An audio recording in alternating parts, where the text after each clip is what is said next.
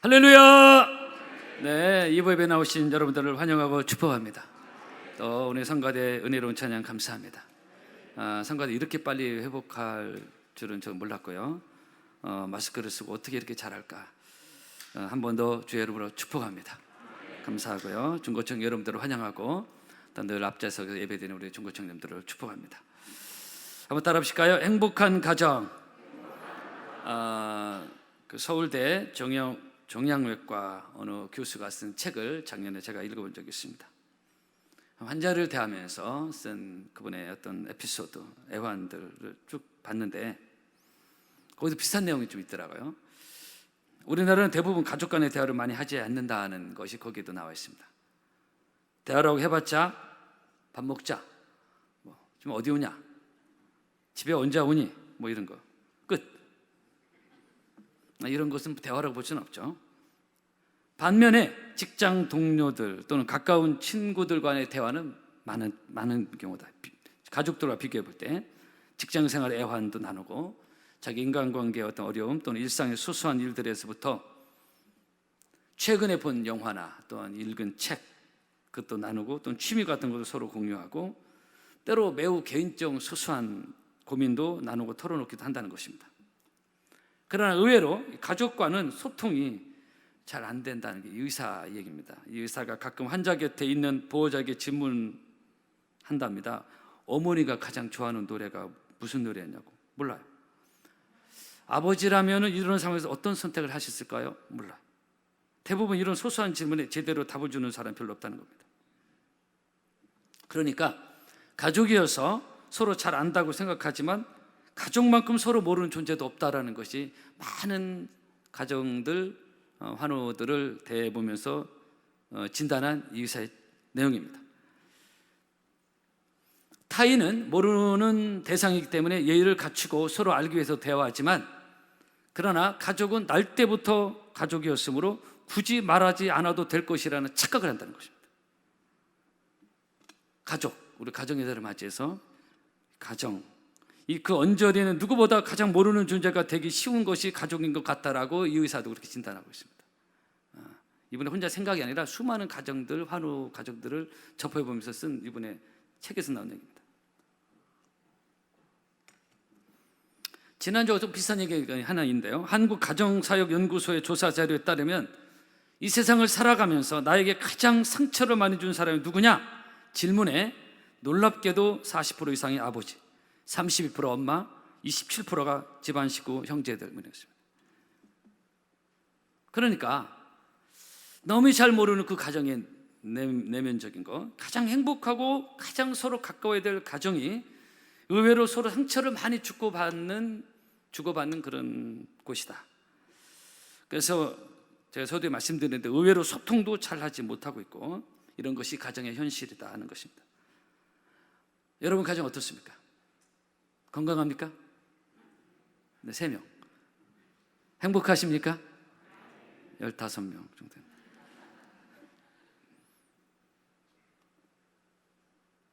가정의 달을 맞이해서 늘 매년 가정에 대한 설교를 듣지만은 한 번 내 가정은 어떤가? 존 칼뱅이 이런 얘기를 했습니다. 신학자, 종교개혁 기치를 들었던 아주 의미 있는 얘기들. 가정은 교회 안에 있는 또 하나의 작은 교회다 이런 얘기였습니다. 가정은 남녀가 만나서 그냥 가정을 이루는 그런 개념이 아니라 가정은 교회 안에 있는 또 하나의 작은 교회다. 그래서 쉽게 말하면 가정에서 또 작은 교회를 경험하는 하나님의 사랑과 은혜를 경험하는 그런 곳이 빨리 꺼주세요. 한번 따라 합시다. 가정은 교회 안에 있는 또 하나의 작은 교회다. 이건 중요한 거니까 써놓으십시오. 가족은 내가 사랑하는 사람 만나서 내가 이루고 내가 주인이 돼서 그런 게 아니라 이게. 그래서 가정 식구들이 가정에서 작은 교회를 경험하는 은혜의 공동체를 경험하고 행복의 공동체를 경험하고 사랑의 공동체를 경험하는 곳이 가정이어야 된다는 것입니다. 먹고 자고 그런 곳이 아니라. 그래서 우리 아이들이 가정에서 천국을 경험할 수 있도록 우리의 자녀들이 어린 자녀들이 만약에 아빠 엄마 천국은 어떤 곳이냐 묻는다면 천국은 바로 우리 가정 같은 곳이다 라고 얘기할 수 있는 여러분의 가정이 되기를 축복합니다. 제가 너무 어려운 미션을 주는지 모르겠지만요, 가정이 천국은 커녕 가정이 지옥인 경우 얼마나 많습니까? 들어가기 싫은 곳이 가정인 것도 많잖아요. 그래서 청소년들 탈선하고 집에 안 들어가고, 왜? 집안에 늘 가면서 싸우고 짜증내고 원망하고 막 큰 소리가 나고 막 집어 던지고 막 깨치고 막 서로 상처 주는 말을 막 주고받고, 그럼 우리 자녀들이 가정이라는 울타리를 들어가기 싫어하고 자칫하면 잘못된 세상으로 뛰쳐나가게 되는 것이고, 가정 밖에서 교회 밖에서 하나님을 떠나 방황하고 겉도는 인생이 될 수 있다는 것입니다. 꼭 기억하십시오. 가정은 교회 안에 있는 또 하나의 작은 교회다. 가정에서 예배가 드려지고, 가정에서 말씀을 보는 소리가 들려지고, 아멘이 굉장히 작아요. 가정에서 주님의 은혜와 사랑이 느껴지고, 아까 말씀드린 대로 가정에서 교회를 경험할 수 있는 그런 은혜로운 건강한 행복한 가정이 여러분의 가정이 되기를 바랍니다. 이것이 주님이 원하는 가정입니다. 그런데 많은 경우에 가정은 편한 곳이라고 생각하다 보니 집에 들어와서는 감정이 무장해제돼 버려요. 편한 것까지 주는데 편하게 쉽게 막 감정을 막 드러내고, 그러나 밖에서 타인에게는 나름 예의를 갖추고 있던 사람도 가정에서는 그렇지 않아요. 그래서 가장 행복해야 될 가정이 어떤 경우에는 서로 상처를 주고받는 그런 곳이 의외로 많다는 것입니다. 그러나 여러분, 결코 이것은 주님이 원하는 가정은 아니고, 이렇게 살라고 하나님이 가정을 만드신 것은 아닙니다. 특히 가정에서 무례함, 예의 없는 것, 이것은 정말로 좋지 않습니다. 가정의 달을 맞아 우리 한 번 더 생각해 볼 필요가 있습니다.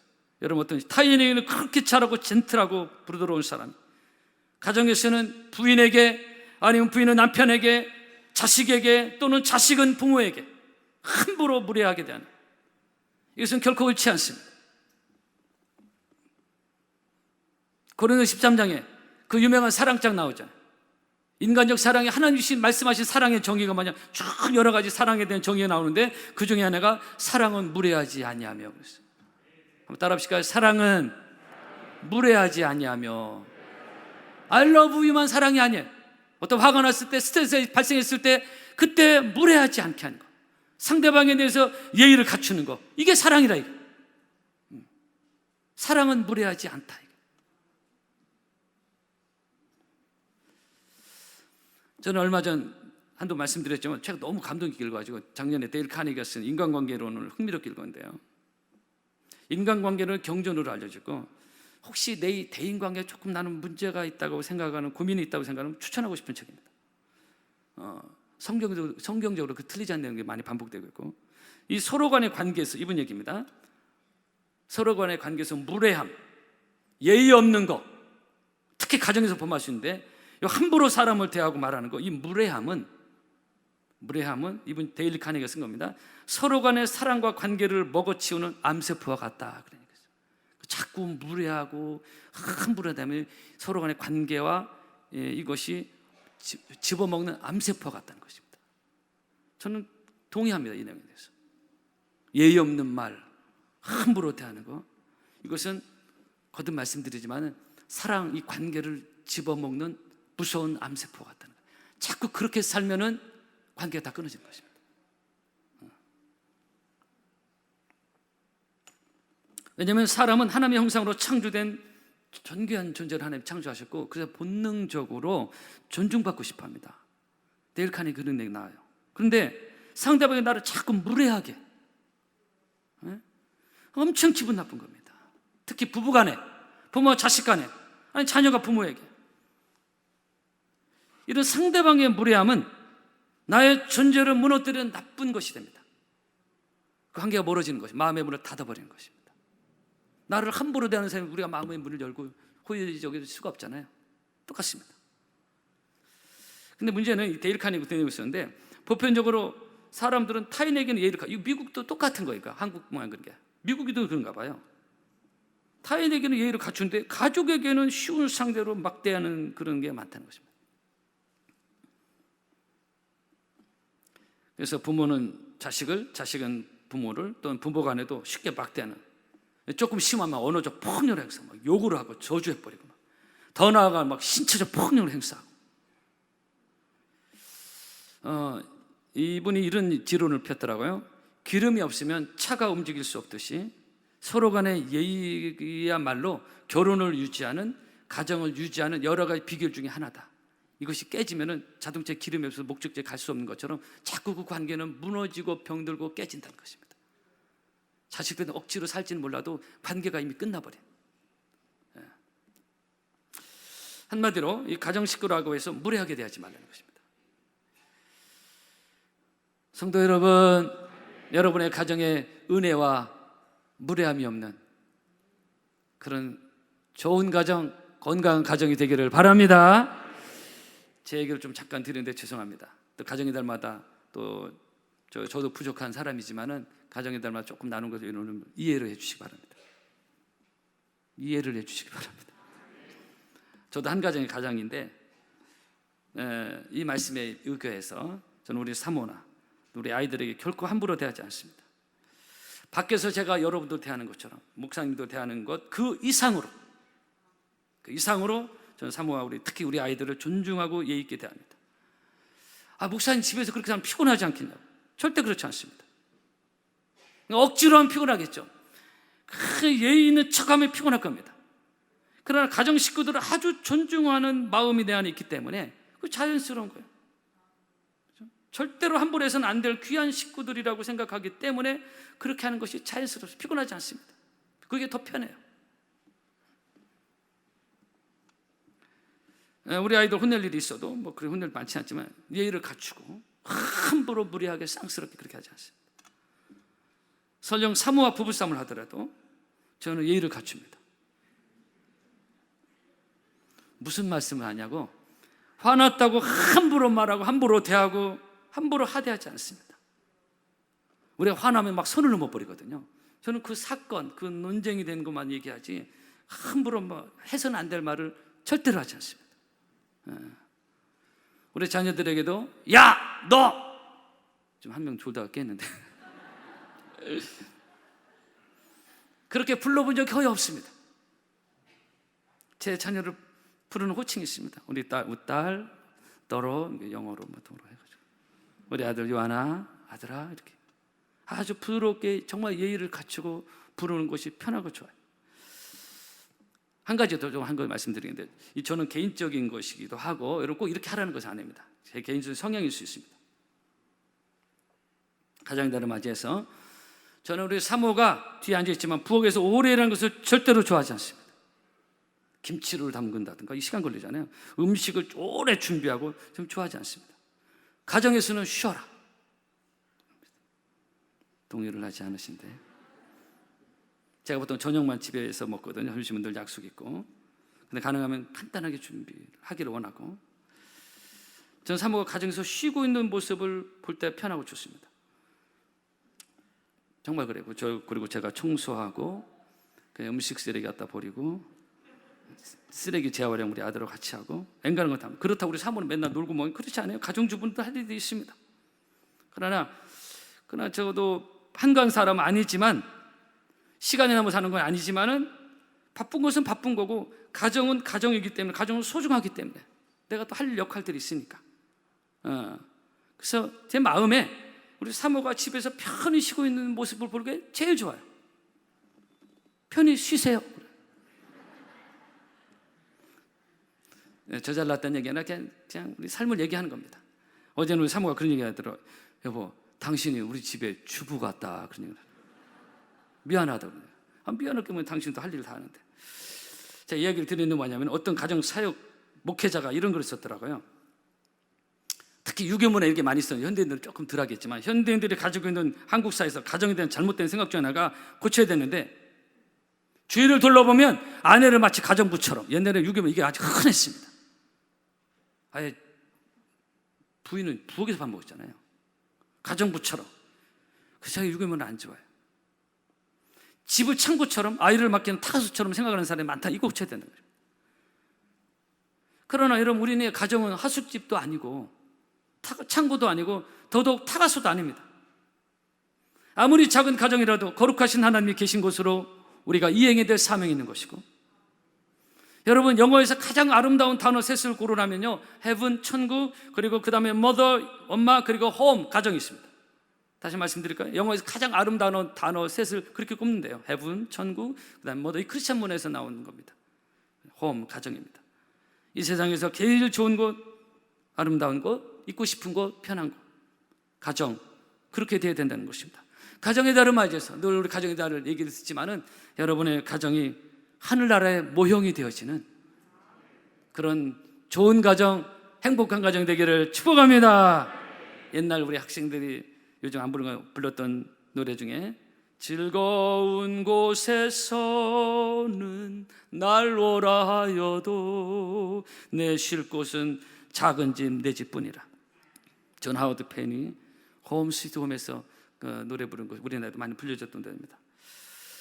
사랑하는 성도 여러분, 여러분의 가정이 주님 사랑 안에서 서로 존중히 여기고 예의를 갖추고 화났다고 함부로 대하지 말고, 화날 일들이 있어요. 싸울 일이 있습니다. 그러나 선을 지키고 예의를 지키고, 그래서 건강한 가정, 행복한 가정, 상처가 있다면 치유받는 가정, 그런 은혜가 있기를 주의 이름으로 축복합니다. 왜냐하면 가정이 건강해야 자녀들이 건강해야 자라는 것입니다. 부부간의 관계가 건강해야 자녀들이 거기서 안전함을 누리는 것입니다. 그것은 부모가 자녀를 대야 돼, 자녀는 또 부모를 대야 돼, 쌍방울에 다 필요한 것입니다. 본문에 아름다운 한 그림이 연상되는 내용이 나오는데, 마치 식탁에 둘러앉아 온 가족이 오손도손 식사하며 사랑의 교제를 나누는 가정의 행복이 그려지는 전형적인 행복한 가정의 본문에 나오고 있습니다. 3절에 내 집 안방에 있는 내 안에는 결실한 포도나무 같으며 내 식탁에 둘러앉은 자식들은 어린 감람나무 같으리로다. 여러분, 한 번 더 여러분의 가정 행복하기를 바라고요. 이런 가정의 행복은 그 어떤 재력가도, 그 어떤 권세자도 힘으로, 돈으로, 권세로 이루어지는 것이 아닌 것입니다. 가정의 행복은 그런 것으로 이루어지는 게 아니라 남편이 돈을 많이 벌어온다고 되는 것도 아니에요. 남편이 세상에 권력을 가졌다고 되는 것도 아닙니다. 그것은 또 다른 문제입니다. 또는 옛날에 우리나라 가부장적, 제가 아주 싫어하는 유교문화의 잔재들 중에 집에 가장이 막 누르고 억압하는, 가장이 자기 마음대로 행하는 그런 가정이 행복할까요? 저도 한 가정의 가장이지만 왜 제가 이 말을 늘 말씀드리냐면, 가장도 하나님께 똑같은 죄인이에요. 오히려 더 못난 죄인 될 수 있어요. 근데 그런 가장이 가정의 왕이 돼서, 주인이 돼서 자기 마음대로 함부로 가정의 주인이 될 역할을 할 때 그 가정은 치욕이 될 수 있습니다. 다는 아니지만 그런 경향이 많다 이게. 죄인은 한계가 있거든요. 죄인이 주인 돼서 주무르는 곳에는 좋지 않은 결과들이 나옵니다. 그 근거 중에 하나가, 오죽하면 우리나라 옛날 여자보다 화병이라는 게 있었어요. 영화에 그대로 화병이 표기되어 있습니다. 왜냐하면 외국에서 이걸 어떻게 표현할 길이 없었어요. 유교면에서 발생한 독특한 여자들의 마음의 병입니다. 어떻게 가정에 이런 병이 생겼습니까? 가부장적 문화 통풍토에서, 유교문화에서 힘없는 여자가 말도 못하고 남편의 막무가내인 것에 아무런 항변도 못하고 그냥 소가를 앓다 보니까 마음에 생긴 병이 화병입니다. 그게 표현할 길이 없어서 그냥 그대로 표기됐어요. 왜냐하면 제가 영국에 4년 있었지만 영어 없는 문화입니다. 없는 병입니다. 이게 지금 영어 단에 없어요. 이게 지금. 여러분, 가장이 가정을 자기 마음대로 떡 주무르듯이 주무른다고 가정 행복하냐? 아내가 행복하냐? 자녀가 행복하냐? 아닙니다. 여러분, 1절 4절 보면 여호와를 경외하며 그의 길을 걷는 자마다 복이 있다고 했어요. 주님이 그 가정에 계셔야, 주님이 그 가정의 주인이 되셔야, 주님께 드리는 예배가 있어야 그 가정이 행복한 것입니다. 사람이 주인 돼서 그 가정을 주물린다고 행복하지 않습니다. 주님의 사랑이, 은혜가 교회에 있어야 교회가 교회인 것처럼 주님의 은혜가 그 가정에 있어야 아내와 자녀들이, 또 남편, 온 가족이 하나님의 은혜를 누리며 행복함을 경험할 수가 있습니다. 여러분의 가정에 그런 은혜가 있기를 축복합니다. 가정에 하나님 믿는 믿음, 진정한 행복과 기쁨은 위로부터 오는 것입니다. 사람에게 있지 않습니다. 죄인은 한계가 있어요. 사람에게 있지 않고 하나님으로부터 행복과 기쁨과 평화가 내려오는 것입니다. 하나님을 잘 섬김으로 여러분의 가정에 정말 세상이 줄 수 없는, 사람이 줄 수 없는, 남편이 줄 수 없는, 아내가 줄 수 없는 그런 행복과 기쁨이 여러분의 가정에 있기를 축복합니다. 성경 말씀이 근거예요. 신명 33장 이스라엘 너는 행복자다. 왜? 여호와의 구원을 너같이 얻은 자가 누구냐? 하나님의 구원을 얻은 그 심령과 가정의 행복자라고 말씀하고 있습니다. 너는 행복자로다. 이스라엘은 너는 행복자로다. 진정한 행복은 위로부터 오는 것입니다. 할렐루야. 그러면서 5절에 보니까 여호와께서 시온에서 내게 복을 주실지어다. 너는 평생에 예루살렘의 번영을 보며 내 자식의 자식을 볼지어다. 이 시온이 뭐냐? 예루살렘 성전이 있는 곳을 말하고 있습니다. 아름다운 이 가정은 그냥 뭐 이루어지는 게 아니라 남녀가 지들끼리 사랑해서 결혼하면 행복하냐? 그렇습니까? 왜 이렇게 수많은 가정이 깨집니까? 인간의 이성적인 사랑이 1년을 못 간다고 그러잖아요. 그 데이터에 나와 있는 거예요. 이 아름다운 본문의 가정은 그렇게 이루어지는 것이 아니라 여호와께서 시온에서 내게 복을 주실지어다. 예루살렘 성전이 있는 곳, 그렇습니다. 여러분, 하나님의 은혜와 축복이 시온에서 오는 것이고 시온에서 시작되는 것이고, 바로 시온이 뭐냐? 영적 교회입니다. 시온이 예루살렘 성전이 있는 곳, 바로 교회입니다. 교회를 통해서 그 하나님이 지상에 세운 것이 교회와 가정 아닙니까? 그래서 교회와 가정은 뗄래야 뗄 수 없는 것입니다. 가정 따로 교회 따로, 교회 생활 잘하는 만큼 가정 생활도 은혜가 있어야 되는 것입니다. 교회에서 성도들에게 예의가 있는 만큼 가정에서 똑같이, 왜 작은 교회니까 특히 가정 식구들의 예의를 갖추고 주님의 사랑이 흘러가도록 해야 되는 것입니다. 할렐루야. 여러분, 진정한 가정 행복을 원한다면 교회 중심에서 우리 자녀들이 오늘 중고청 막 어버이날하고 안내, 제가 너무너무 좋더라고요. 제가 딱 도착했는데 청년이 또 먹고 따라주고, 오늘 행복한 날입니다.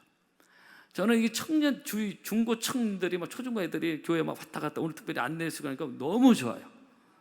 매주 했으면 좋겠는데 매주 하면 귀찮아할 수 있으니까, 그래서 우리 자녀들이 교회를 중심으로 섬기고 왔다 갔다 하고 하는 게, 예배를 드리고 너무 좋아요. 바로 시온에서 내게 복을 주실지어다 그랬어요. 한번 따라 보실까요? 시온에서 복을 주실지어다. 오늘 문장님 기도 잘 하시는데 정말로 지상 천국, 가정에서 경험하는 지상 천국, 그런 가정의 달에 주시는 은혜가 여러분의 가정에 넘치기를 주의 이름으로 축복합니다. 찬양하겠습니다.